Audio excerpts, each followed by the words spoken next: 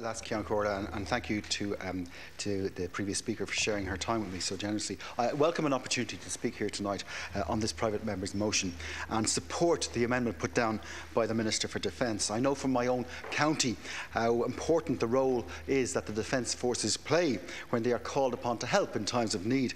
The barracks of Gormanstown is in County Meath. It's currently used as a training facility for the Defence Forces, and it houses the Air Accident Investigation Unit.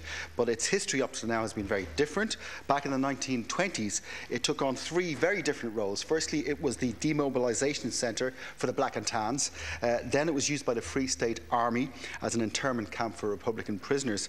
And up to 2,000 people were held there until the late 1920s. And it later became the transport headquarters for the National Army. And when the Troubles began in the late 1960s, the camp was used to house refugees from Belfast who had fled south. And at different times, there were between 200 and 300 people there. And eventually, it became the transition stop as the refugees were moved on to Wicklow and to Cork. And in those times, the camp played a very important role, and it still does today. And it's a role that is universally respected by all. Last night, the Fianna Fáil backbenchers spoke about the respect that society has for the force, and I know about that respect because I hear it from my constituents who see the great work that the Army did, particularly during recent times when we had very, very inclement weather last winter. Residents from places like Ashbourne, Dunboyne, Stamullen, they were stuck by the cold weather, but they managed to get to work and they managed to get their kids to school because of the hard work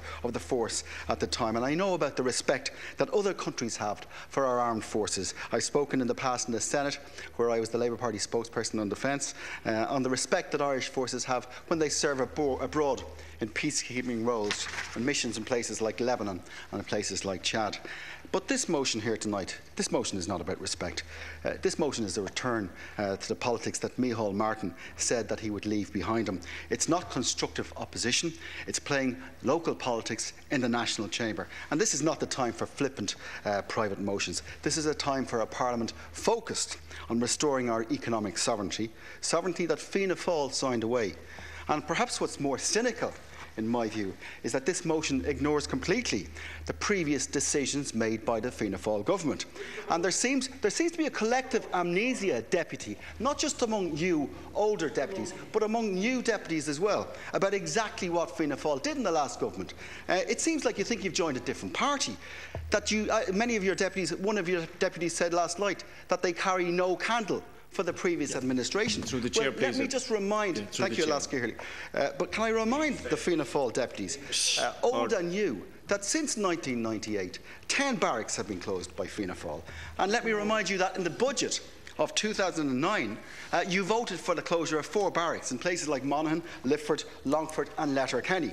And in the motion that's before us tonight, Fianna Fáil confirm that as a result of previous consolidation and investment, no further army barracks closures are necessary. But that's not what the previous Minister of Defence, Minister Tony Killeen, said 1 year ago last week. And I'm quoting directly here, Las Ciancorda. He said, "Any properties that are considered surplus to military requirements will be disposed of." Now, tonight, a year later, in October 2011, they're condemning the Minister's refusal to rule out the closure of any army barracks throughout the country, regardless of their integral role in the local area. Well, just last October in 2010, a year ago, the Minister said the dispersal of personnel over an extended number of locations is a major impediment to essential collective training. Well, let me tell you this, it'll take more than a year for people to forget about the damage that Fianna Fáil have done, not just to this country, but to our army. And the opposition, one minute. Thank you, Alaska Corley. The opposition proposed this motion to try to embarrass the government, but they've really ended up just embarrassing themselves, because the motion is cynical, the motion is creating unnecessary fears among local communities. It does nothing to support our defence forces, and it's the type of politics that will not get us out of the problems that we're in.